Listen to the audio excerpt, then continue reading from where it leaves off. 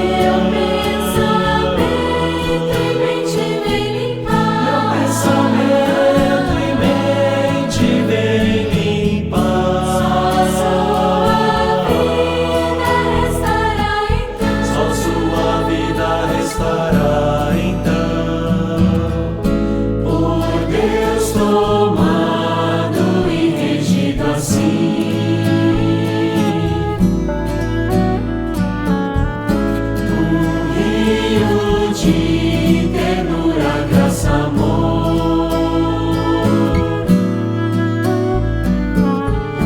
Livre, espontâneo, fluirá de mim,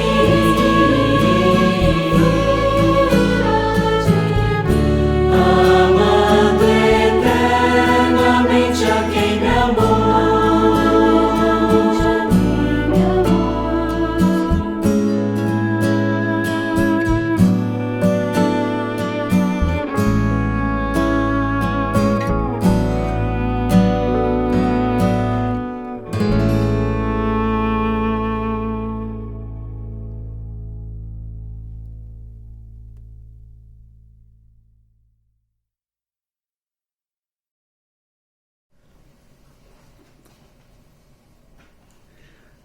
Santos, boa noite. Antes de iniciar essa série de mensagens, nós gostaríamos de dar uma palavra de esclarecimento. E queríamos, então, iniciar lendo duas passagens. A primeira se encontra em Colossenses, capítulo 4, no versículo 16, que diz o seguinte: E quando esta carta tiver sido lida entre vós, fazei com que seja lida também na igreja de Laodicenses, e que vós também leiais a de Laodiceia. Apocalipse 2, versos 1 e 7. Ao mensageiro da igreja em Éfeso, escreve: Estas coisas diz aquele que tem na sua mão direita as 7 estrelas, aquele que anda no meio dos 7 candelabros de ouro. Quem tem ouvidos, ouça o que o Espírito diz às igrejas. Ao vencedor, dar-lhe-ei que se alimente da árvore da vida que está no paraíso de Deus. A nota 3 desse versículo 7 de Apocalipse, aqui, capítulo 2, diz o seguinte: Por um lado, cada uma das 7 epístolas é a palavra do Senhor a uma igreja específica. Por outro, porém, é a palavra do Espírito a todas as igrejas. Cada igreja precisava prestar atenção não somente à epístola que lhe foi especificamente escrita, mas também a todas as epístolas escritas a demais igrejas. Isso implica que todas elas, como testemunho do Senhor no Espírito, devem ser iguais. Visto que o Espírito hoje fala às igrejas, devemos estar nas igrejas para estar corretamente posicionados a fim de ouvir o que o Espírito diz. De outra forma, como poderemos ouvir? Essas mensagens, irmãos, estão sendo liberadas nesses dias às igrejas nas Filipinas, face à necessidade que se apresentou ali naquele país. E em comunhão com os cooperadores, concluíram que também ela se aplicaria aqui no Brasil. Esse é o motivo por que vamos ter essa série de mensagens semanalmente para as igrejas no Brasil. Graças ao Senhor, porque o Senhor está falando às suas igrejas.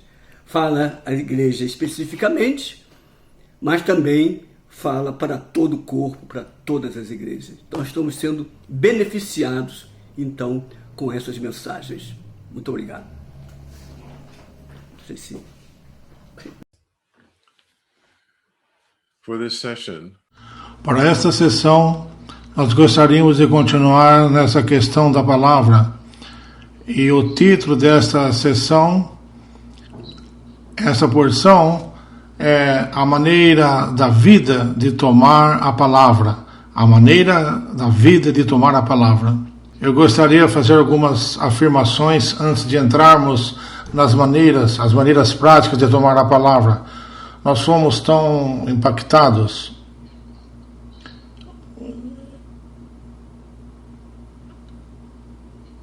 Eu não tenho certeza de como impressioná-los, quão encorajado, quão afetado de uma maneira muito positiva nós estamos com tomar a palavra de Deus de uma maneira viva para mudar, e ela vai mudar.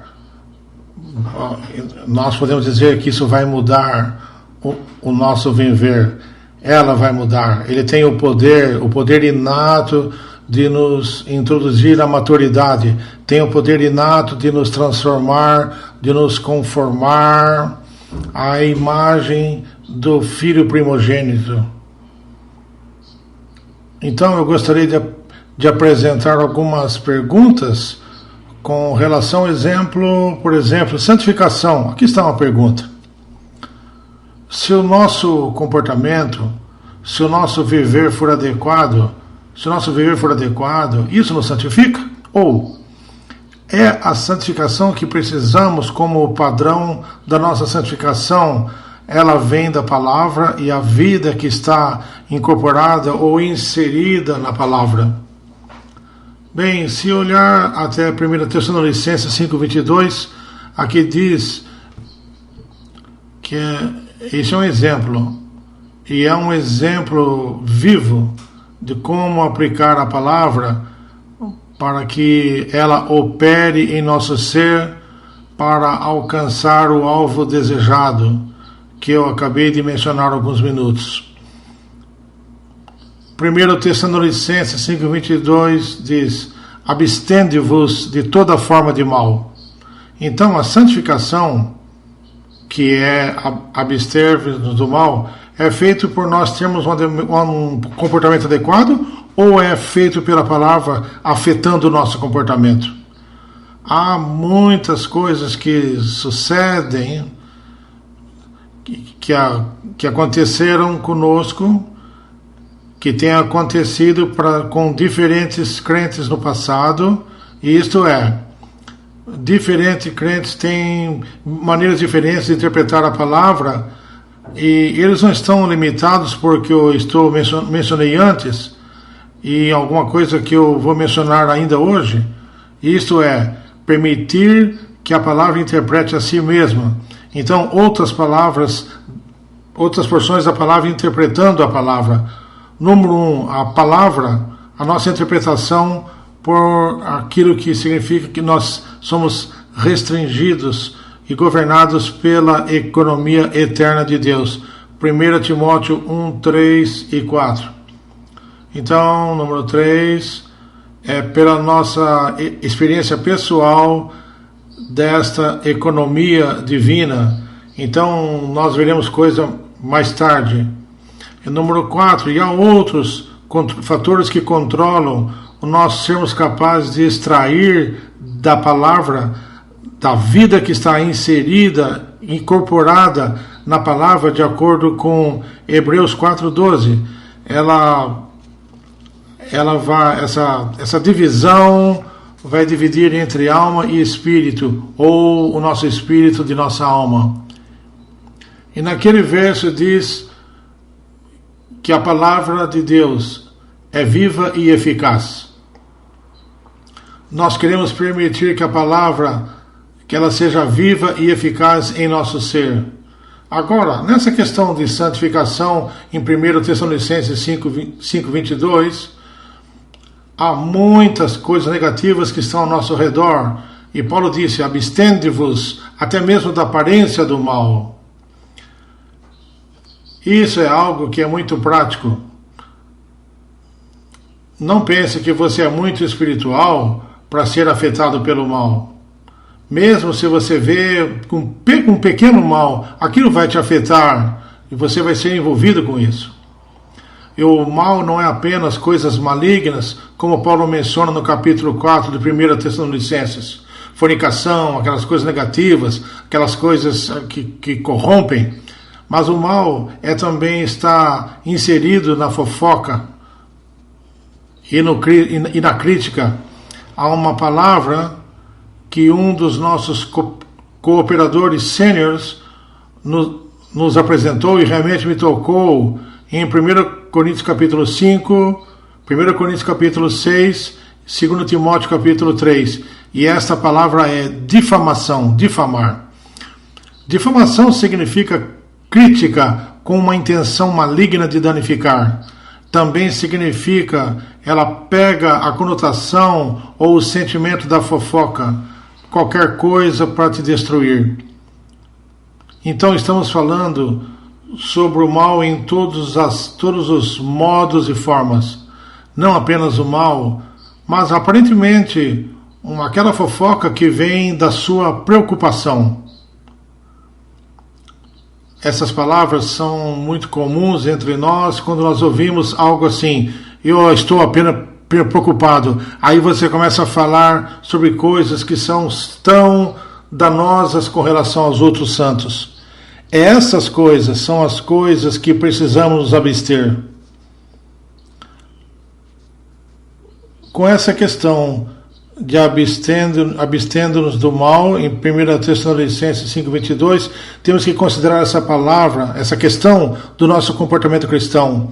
O comportamento cristão é bom, mas fora de Cristo ele é tão negativo, é tão danoso, até mesmo eu diria, creio ou não, é mau, porque ele está naquela árvore, na árvore do conhecimento do bom e do mal.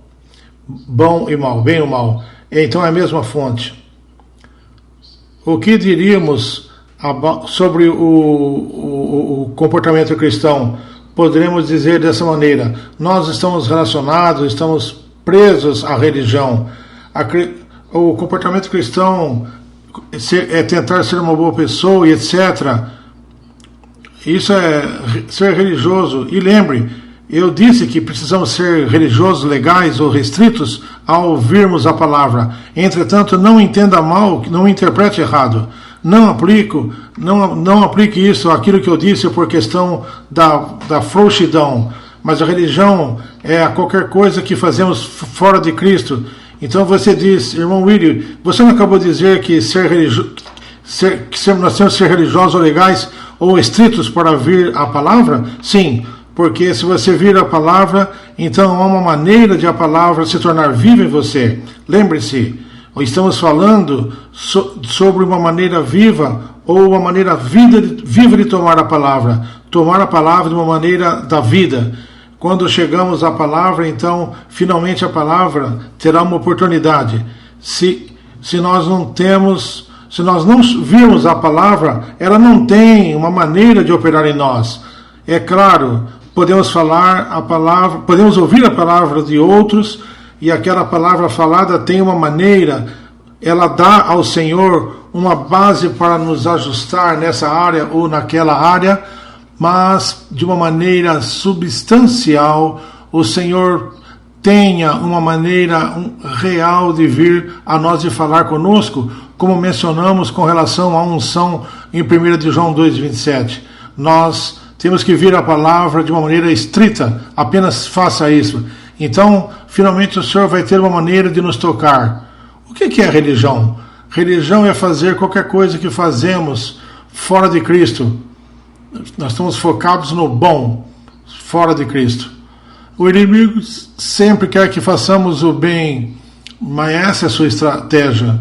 A sua estratégia é fazer com que nós tenhamos confiança em nós mesmos e nos outros, e não na verdade, a qual é Cristo.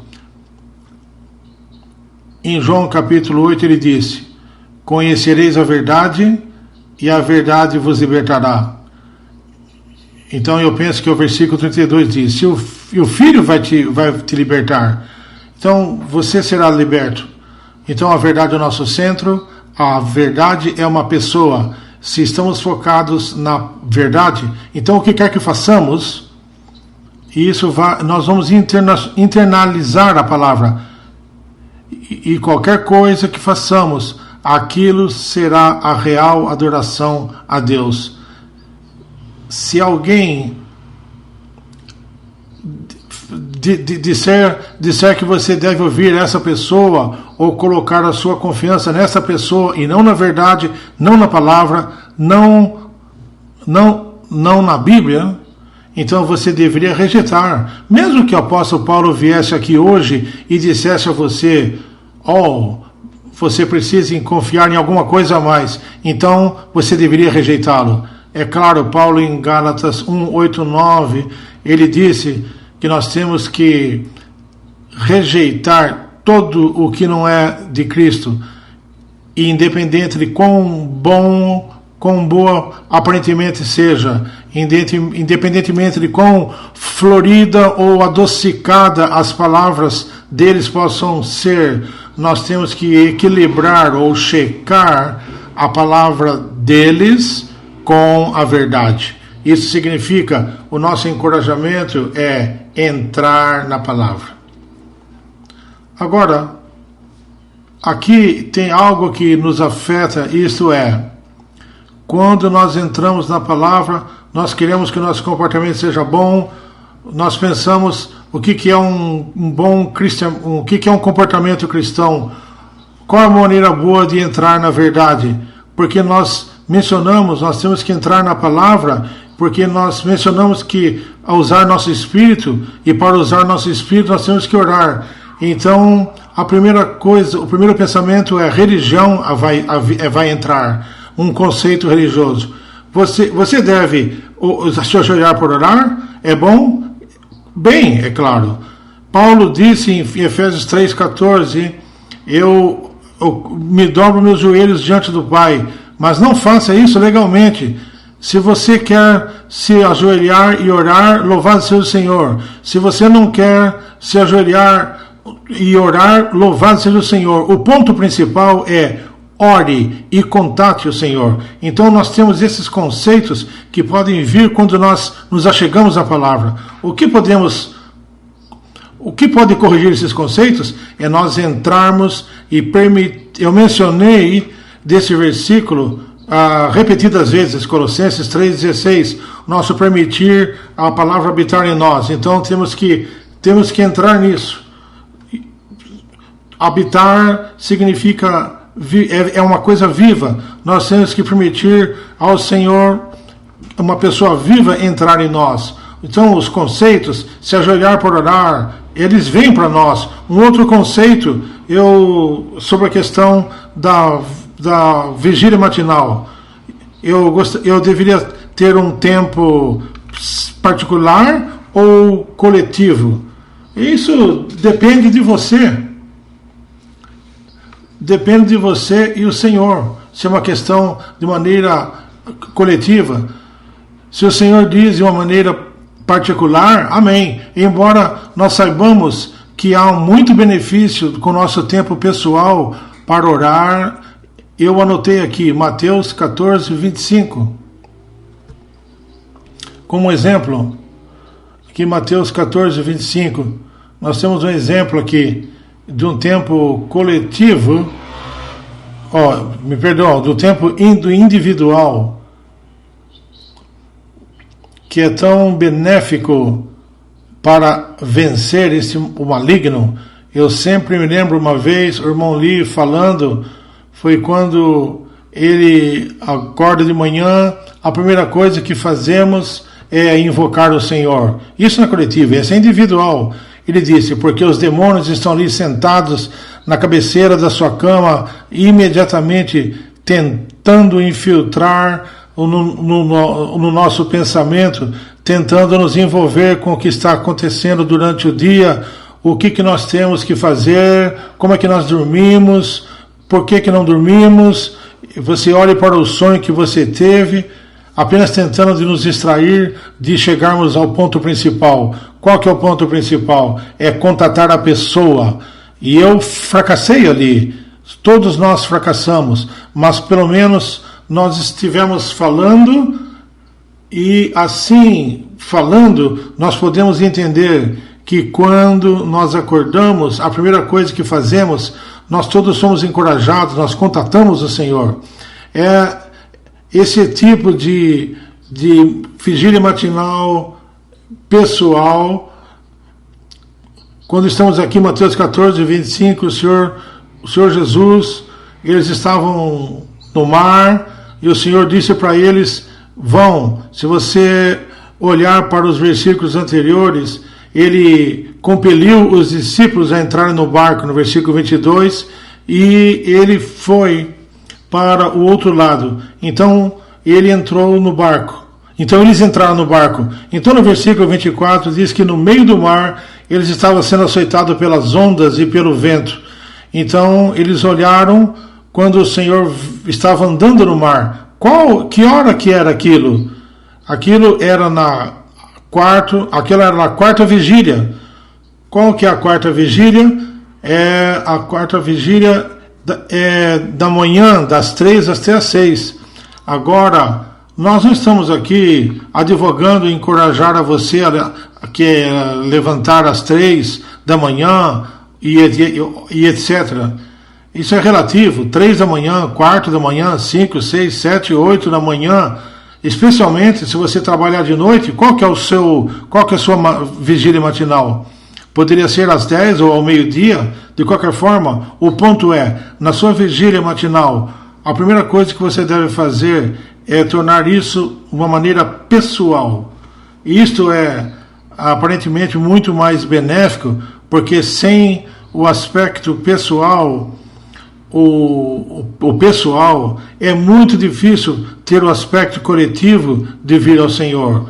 Mas o ponto principal é vir ao Senhor, quer seja coletivo ou pessoal, particular. Agora eu gostaria de enfatizar aqui que o próprio Senhor veio durante aquele tempo indicando que ele valorizava aquele tempo e indicando que o Satanás luta contra aquele tempo. Deve ter um tempo estratégico para vir ao Senhor.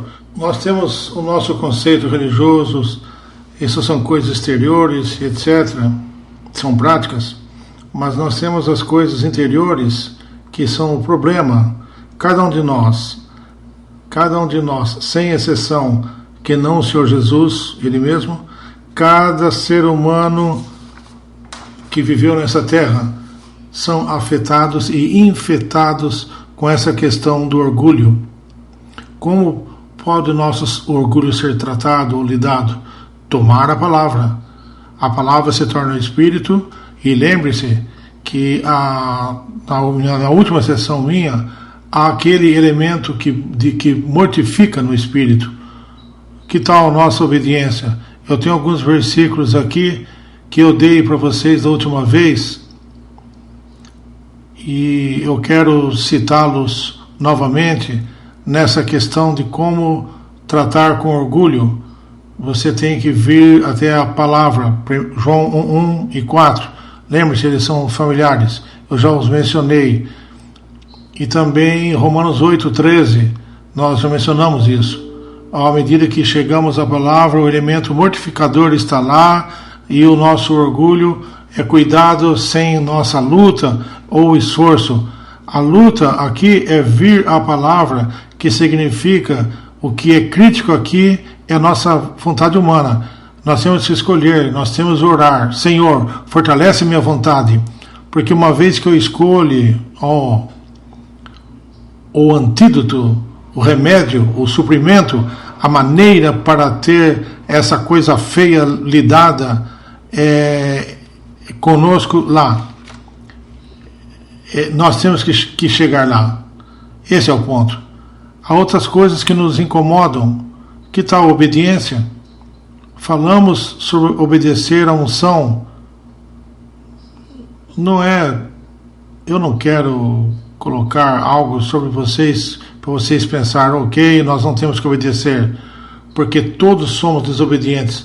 Mas pelo menos, o ponto problemático com relação à obediência se nós não percebemos que nós somos desobedientes, mesmo embora que nós não obedeçamos, espero isso aqui faça sentido, mesmo que você não obedeça, pelo menos você percebe que você não está obedecendo.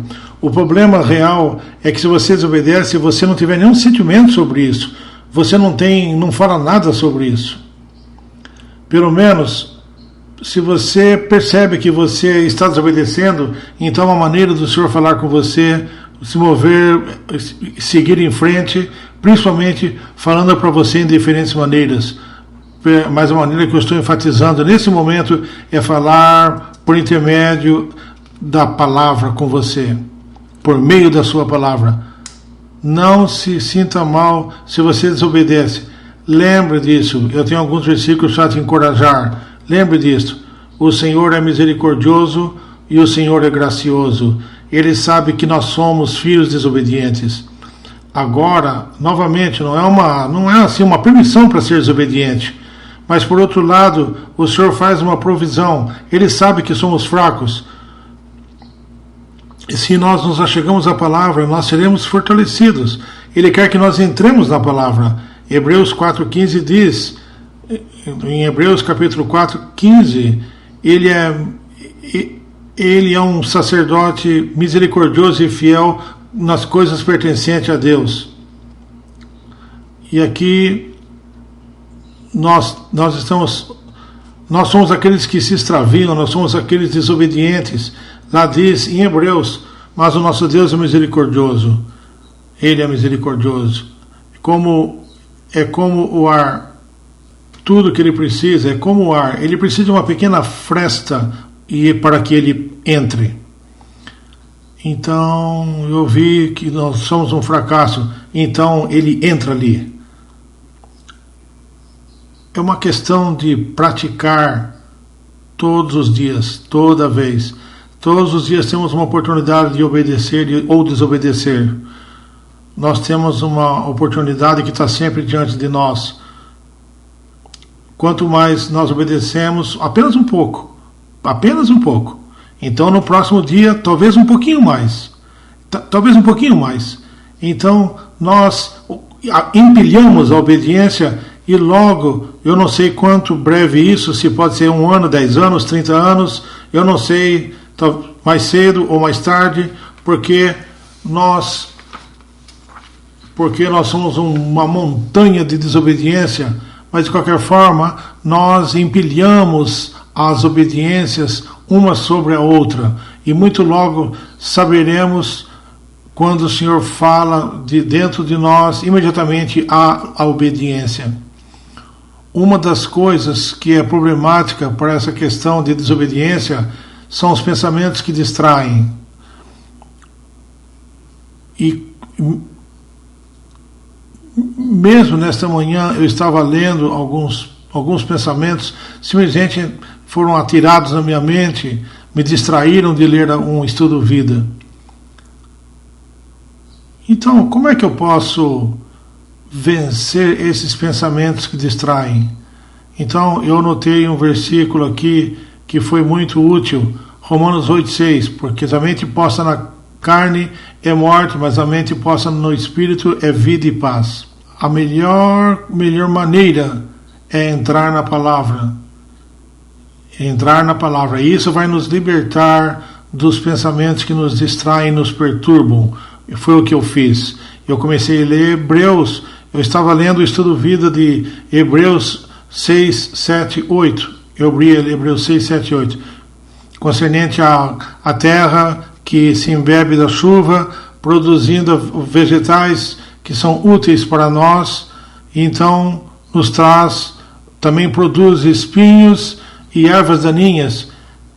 Eu imagino, se você entende aquilo, a maneira de entender isso é entrar na palavra e a palavra vai interpretar a si mesma. Agora eu gostaria de falar de maneiras vivas de tomar a palavra. Agora,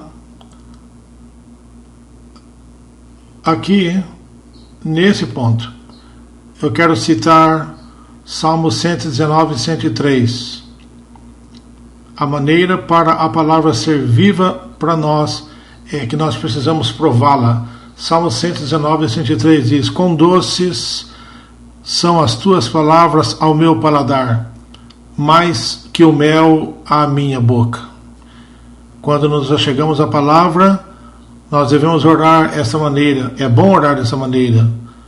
Senhor, me dê um doce paladar para a sua palavra.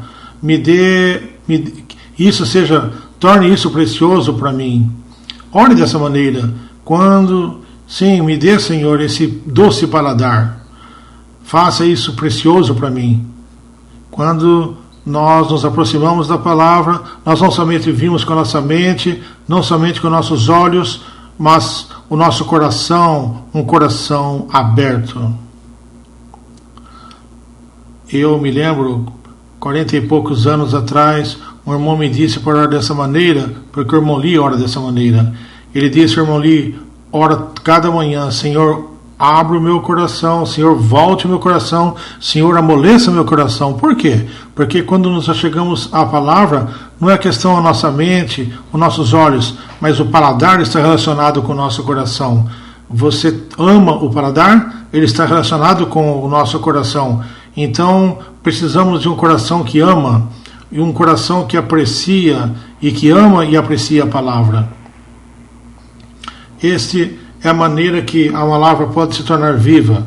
A segunda maneira é esta: entender e perceber que cada palavra na Bíblia, de Gênesis 1 a Apocalipse 22, é o sopro de Deus.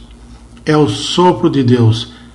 É por isso que aqui eu tenho em 2 Timóteo 3,16, 2 Timóteo 3,16, nós vamos dissecar isso um pouco mais. Toda a Escritura é o sopro de Deus. A natureza da Bíblia, da palavra da Bíblia, a da Bíblia, é o sopro divino de Deus.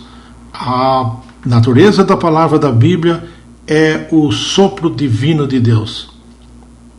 Se você considerar somente as palavras na página, palavras na página, e você usar sua mentalidade e tentar entender isso não vai funcionar. Por quê? Porque é o sopro de Deus, é o sopro de Deus. Como é que nós tomamos a palavra? Nós temos que nos vir e inspirá-la. Nós temos que respirá-la, inspirá-la. Isso significa que nós temos que orar. Isso significa que nós temos que usar o nosso espírito. Então, quando estamos tomando a palavra para nutrição, temos que orar. Eu apenas acabei de ter essa porção aberta, que provavelmente significa nada para você, mas eu estou a abrir aqui em Jeremias 38, é onde eu estou. Aqui,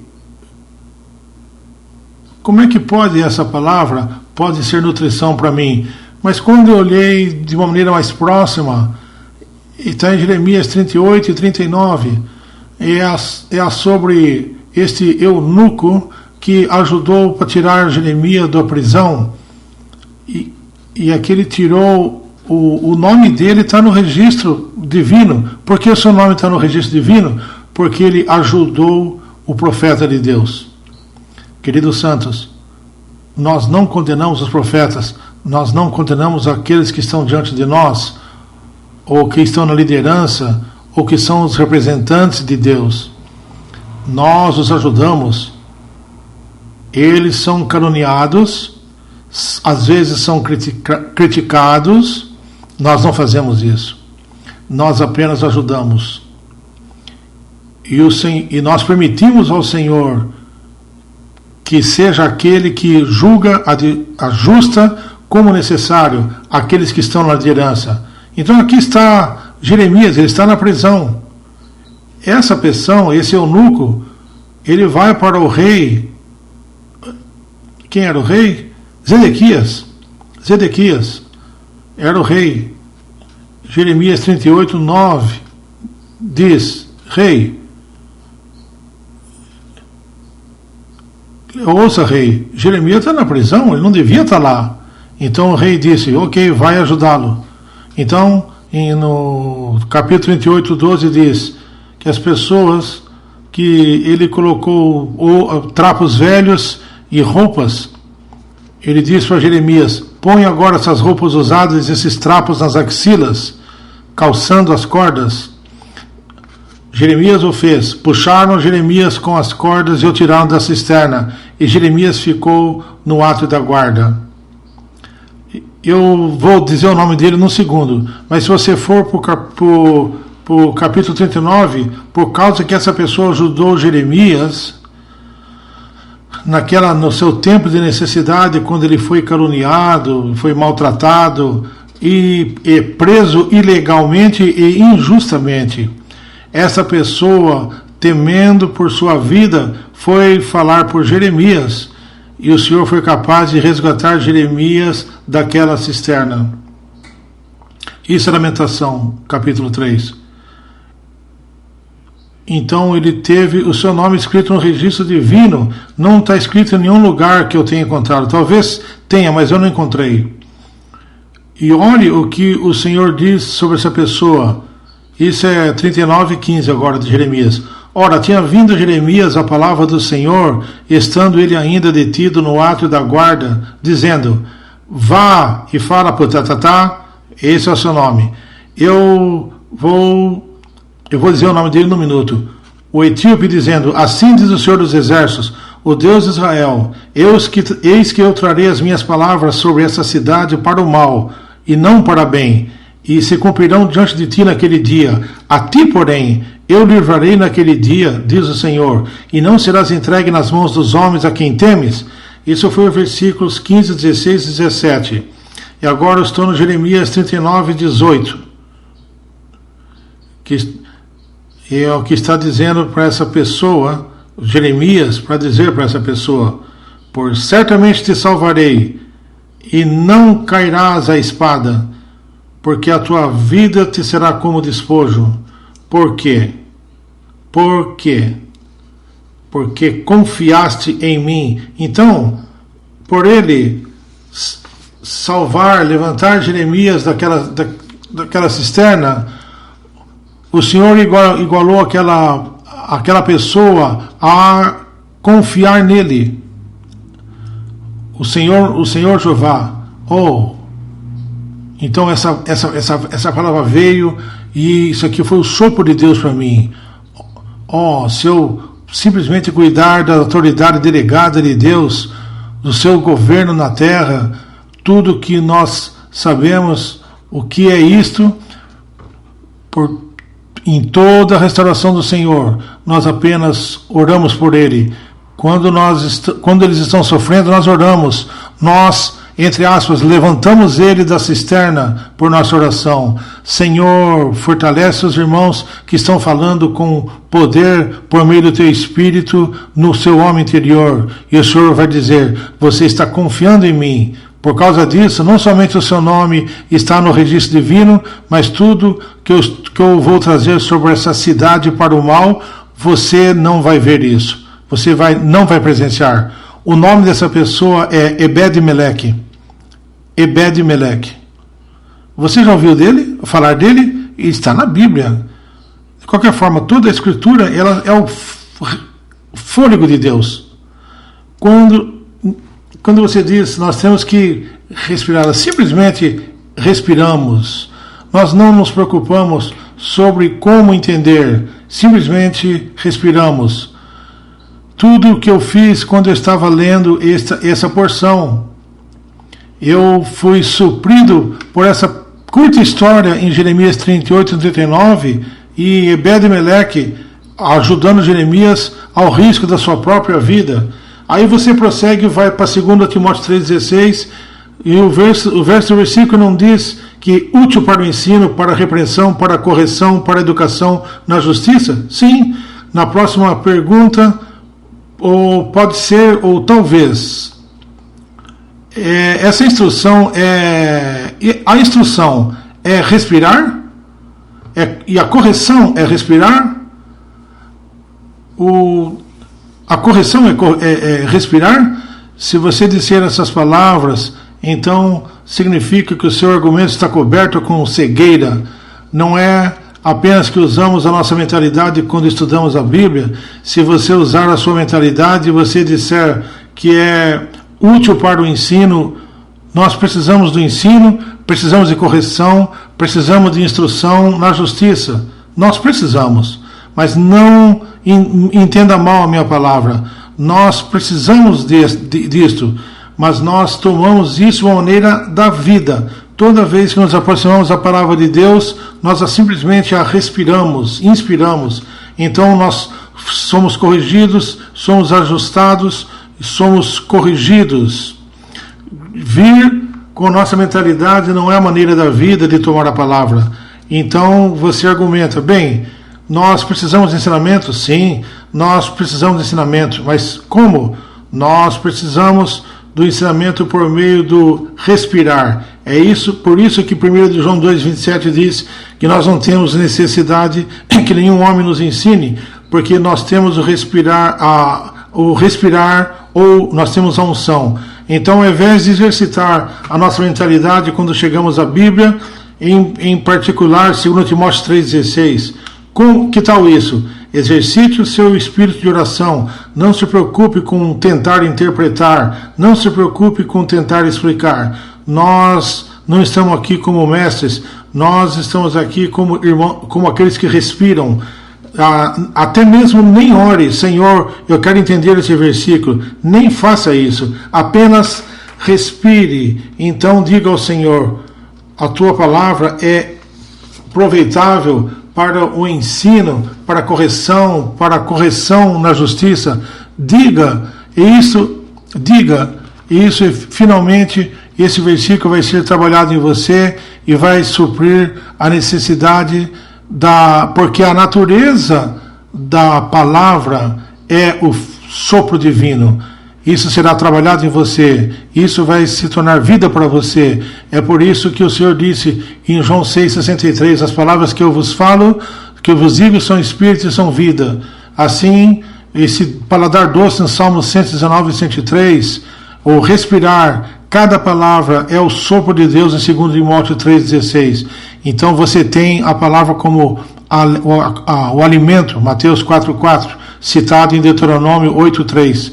Então você tem Jeremias, achadas as tuas palavras, logo as estudei.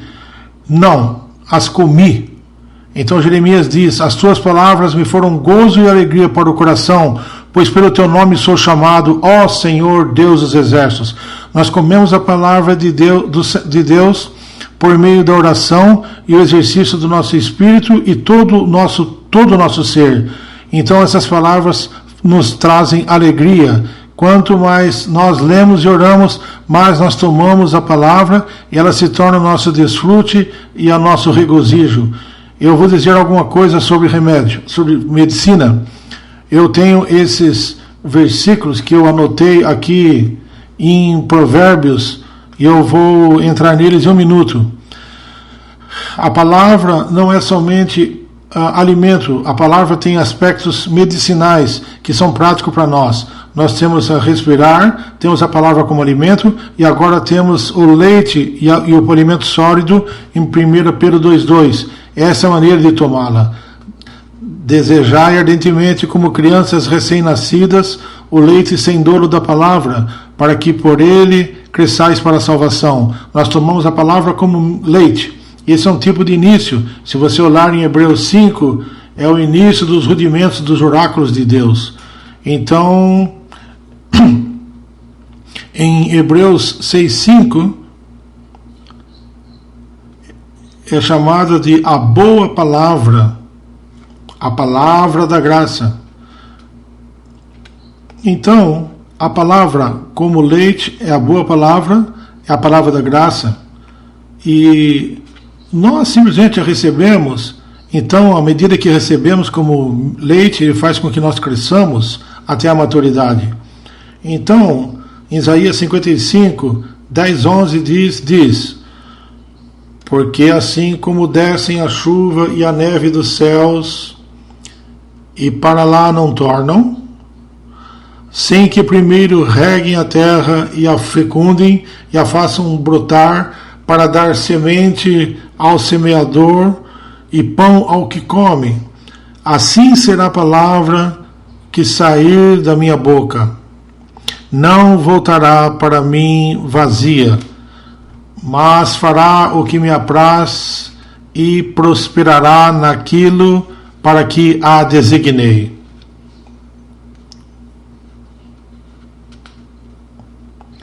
Então aqui a palavra é assemelhada a uma chuva e no verão e a neve no inverno, produzindo ou fazendo com que o desejamos em João 15, dar frutos. E também ela realiza a produção do pão para a nossa satisfação. Assim a palavra é assemelhada à chuva e à neve, ao milho e ao leite e ao alimento sólido. À medida que continuamos, a palavra está no nosso interior. 1 de João 2,14 diz: pois eu vos escrevi, pais, porque conheceis aquele que é desde o princípio. Jovens, eu vos escrevi porque sois fortes, e a palavra de Deus permanece em vós, e vencestes o maligno. A palavra que é forte nos capacitou a vencer o maligno, não está mais externa, mas é interna. É a palavra que está dentro. Quanto mais respiramos, quanto mais a tomamos, e agora esta palavra se torna nossa experiência, não apenas conhecimento. Nós não queremos tomar a palavra meramente como conhecimento. Nós queremos tomar a palavra como vida. Essa é a maneira da vida que tomamos e desfrutamos a palavra. Então, João 17, a palavra vai realizar uma obra de santificação. Ela vai introduzir a santificação, ou nós abstermos de todo o mal que todos nós, no profundo do nosso ser, desejamos, mas todos nos falhamos muito frequentemente. João 17, santifica-os na verdade. A tua palavra é verdade. Como ela nos santifica? Não é pelo ensinamento. Santifica pela tua verdade. Santifica-os na verdade. Mas pelo próprio elemento da palavra saturando o nosso ser. Com essa, é o Senhor, o próprio Senhor, com sua essência como Espírito, Ele nos satura.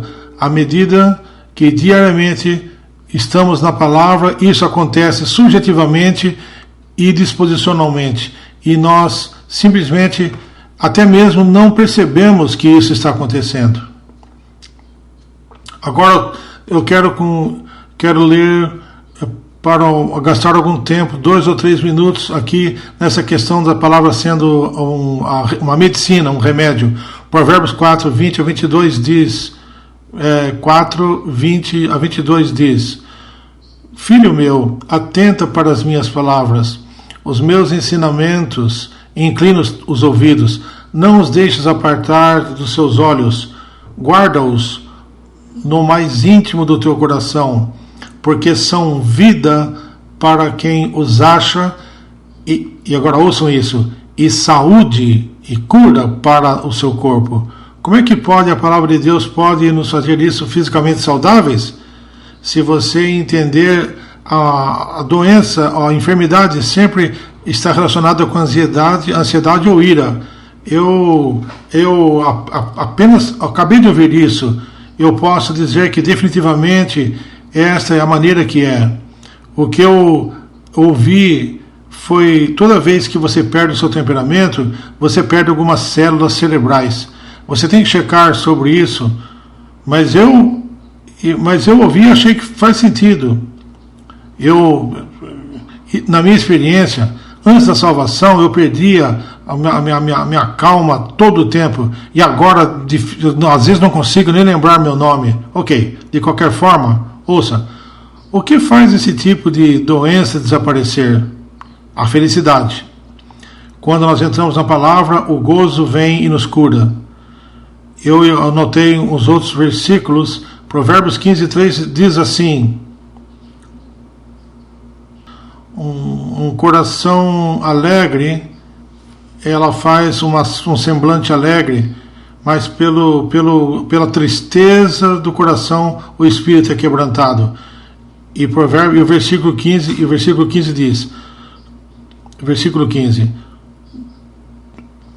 Provérbios 15, 15: todos os dias do aflito são maus, mas a alegria do coração é banquete contínuo. Banquete contínuo. Isso, Provérbios 13, 17 diz: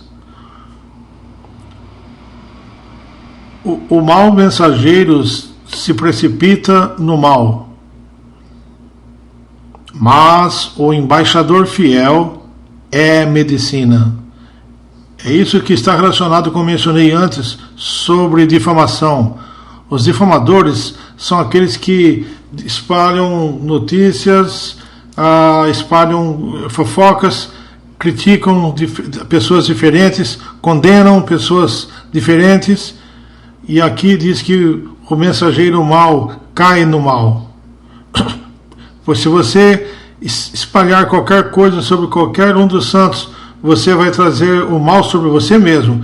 Mas se você for fiel e desfrutar naquilo que você fala, você será santificado na verdade e você vai falar a verdade. Então você vai trazer cura para aqueles que ouvem, para quem quer que te ouça.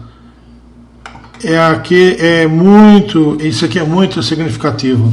Em 13:3, o provérbio diz: o que guarda a boca conserva a alma, mas o que muito abre os lábios a si mesmo se arruína.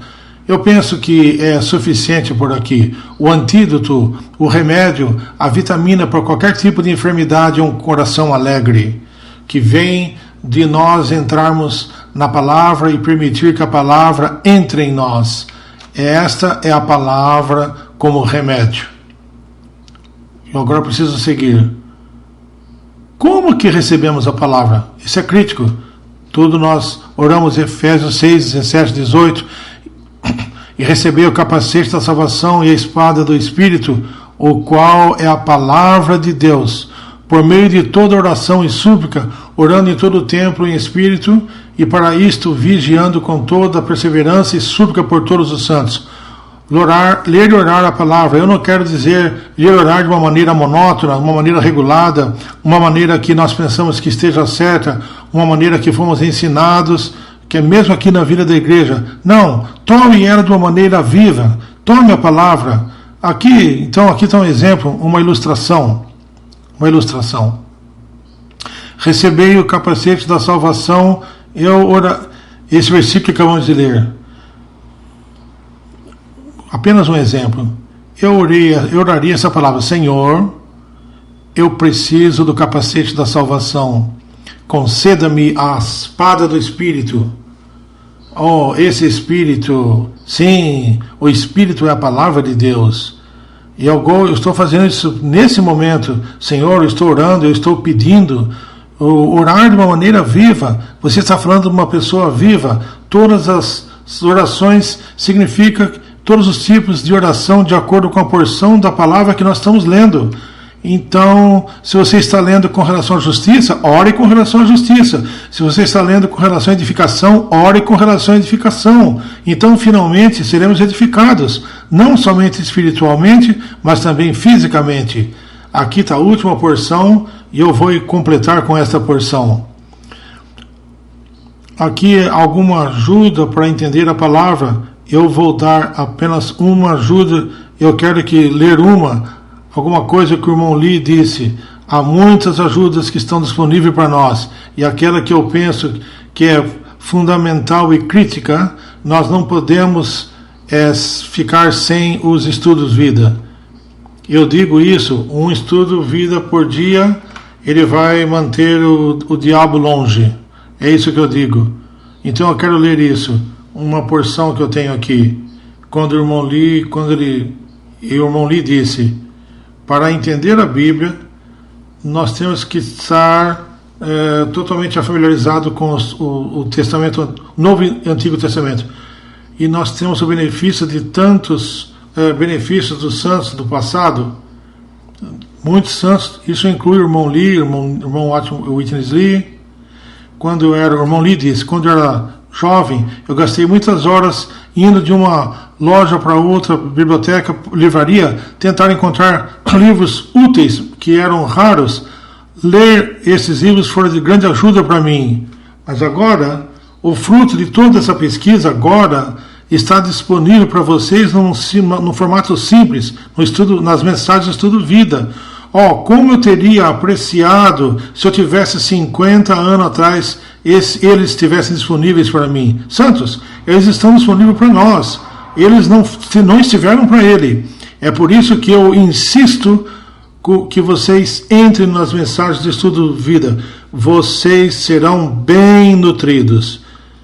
Se você entrar no livro de Hebreus, por exemplo,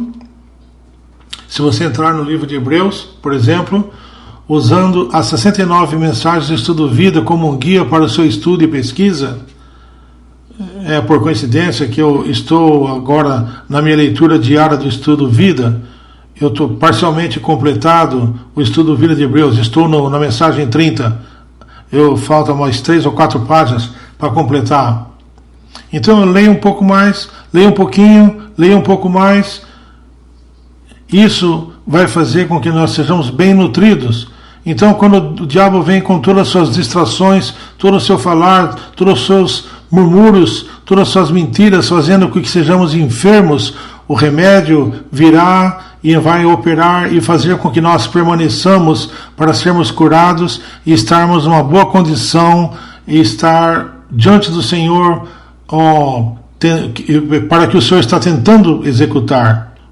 Se posicionar com Deus significa isso, que nós podemos ser muito usados pelo Senhor para levar a cabo a sua economia eterna, a qual os portões do Hades estão lutando de maneira mais severa, estão rugindo mais do que nunca na minha vida, em meu tempo de vida. Então, muitas coisas que o diabo está fazendo. Como que nós podemos lutar com isso? Entrar na palavra, permitir que a palavra de Cristo habite em nós ricamente. Amém. Eu espero que você armazene esse suprimento e que ele te ajude e que faça com que nós cresçamos em vida e que eles sejam compatíveis de toda maneira para o cumprimento da sua economia eterna. Amém.